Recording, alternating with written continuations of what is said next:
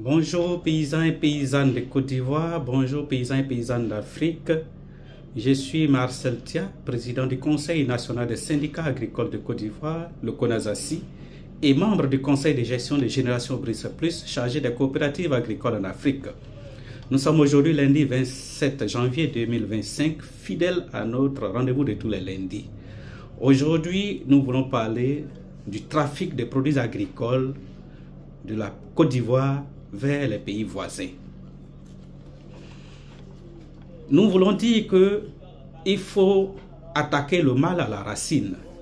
Le mal à la racine, ça dit que aujourd'hui, pourquoi il y a le trafic? Pourquoi le cacao, le café, la nacade et tous les autres produits vont vers les pays voisins? C'est très simple. Parce que le prix pratiqué dans les pays voisins sont attrayants. Il faut donner un meilleur prix aux paysans ivoiriens. Il faut financer les coopératives des paysans de Côte d'Ivoire. Il faut relever à la hausse le différentiel ramassage pour permettre aux coopératives des paysans de pouvoir rentabiliser leurs activités. Ça dit quoi? Faire en sorte qu'ils puissent avoir les moyens nécessaires pour mieux collecter et mieux évacuer les produits vers les deux ports que sont Abidjan et San Pedro. Voici les principales raisons. Tant que ces situations-là ne sont pas réglées, les gens seront toujours tentés d'aller vendre là où le prix est meilleur. C'est ça qui est la réalité. Il faut régler le problème à la source, à la racine. Il faut éviter de mettre des pauvres fonctionnaires en prison, de les relever de leurs fonctions. Sinon, on va finir par renvoyer tout le monde. Si on veut faire une enquête véritable, ça veut dire que c'est tout le gouvernement qui sera renvoyé. C'est de ça qu'il s'agit. Il faut qu'on arrête de trouver des moutons de sacrifice pour se justifier. Le fait de révoquer les préfets, les commandants de brigade, nous, ça ne peut pas nous convaincre. Le vrai problème, c'est qu'il faut donner un prix rémunérateur aux paysans. Il faut mettre en place des financements conséquents pour les coopératives des paysans pour les aider à mieux collecter. Et une fois que ces deux problèmes sont réglés, vous allez voir que le trafic va s'arrêter de lui-même. C'est de ça qu'il s'agit. Aujourd'hui, nous avons vu que ça fait pratiquement 15 ans que le paysan subit les problèmes, les difficultés, la mévente.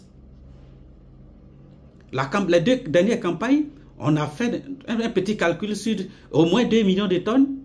On se rend compte que l'État perçoit plus de 10 000 milliards par an sur les deux dernières campagnes sur la commercialisation du cacao à l'international. Donc quand nous avons pris une moyenne de 5 000 milliards sur les 15 années, ça nous fait plus de 75 000 milliards que l'État, que les producteurs café cacao, l'État a pris sur les producteurs café cacao. Parce qu'on n'a pas donné, l'État a pris. Mais malgré ça, les coopératives des paysans doivent continuer de payer des impôts. De quel impôt s'agit-il alors que nous donnons déjà plus de 5 000 milliards à l'État de Côte d'Ivoire chaque année sur notre cacao? Qu'on arrête de fatiguer les coopératives des paysans. Qu'on arrête d'imposer les coopératives des paysans. Sinon, qu'on nous explique les plus de 5 000 milliards que l'État prend là, ça sert à quoi? Le paysan n'a pas de route. Les enfants des paysans doivent payer les écoles. Le paysan, les produits, les intrants qui rentrent dans la production du cacao et du café ne sont pas subventionnés. Tout est payé cher. Alors que l'État nous prend plus de 5 000 milliards chaque année. Ça sert à quoi? Nous voulons dénoncer avec la dernière énergie.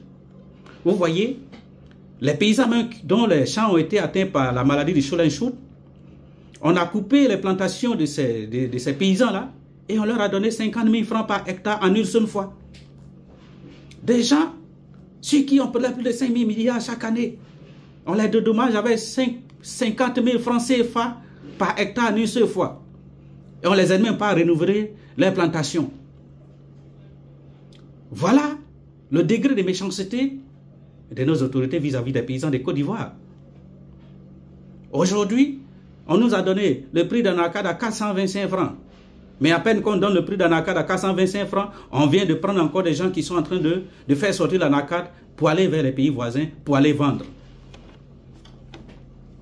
C'est pour dire que Tant que les vrais problèmes, qui sont le prix rémunérateur, un financement conséquent, une marge conséquente pour pouvoir mieux collecter le cacao, le café, l'anacarde, le coton et tous les autres produits agricoles, on va continuer de traquer les trafiquants, mais je ne pense pas que ça puisse mettre fin au trafic. Parce que les trafiquants, ils vont toujours imaginer d'autres stratégies pour contourner. C'est de ça qu'il s'agit. Personne ne peut vendre à perte. Tu ne peux pas vendre un chargement de 40 tonnes de cacao à 80, 90 millions, 100 millions, et puis tu vas te retrouver avec une marge de 400 000 à 800 000 francs. C'est quel investisseur qui va prendre ce risque-là? Investir près de 100 millions pour ne trouver que gagner que 400 000 à 800 000. C'est pas possible. Donc il faut arrêter de faire croire aux gens que le problème se trouve ailleurs. Non, le problème ne se trouve pas ailleurs. Les problèmes se trouvent dans le fait qu'il faut d'abord donner un prix rémunérateur aux paysans. Il faut financer conséquemment les coopératives des paysans. Il faut dégager une marge conséquente pour pouvoir couvrir toutes les charges de collecte et d'évacuation des produits comme cacao, café, anacarde et tous les autres produits agricoles. C'est ça qui est la vraie solution au problème de trafic. Ce n'est pas en mettant tous les corps habillés tout le long de la frontière. Au contraire, c'est pour maintenir les paysans dans la précarité. C'est ça. Au lieu de régler le problème des paysans, on préfère maintenir les paysans dans la précarité, mais sécuriser la frontière pour ne plus que le produit sorte. C'est bien beau, mais ce n'est pas la solution à ce que nous sachons.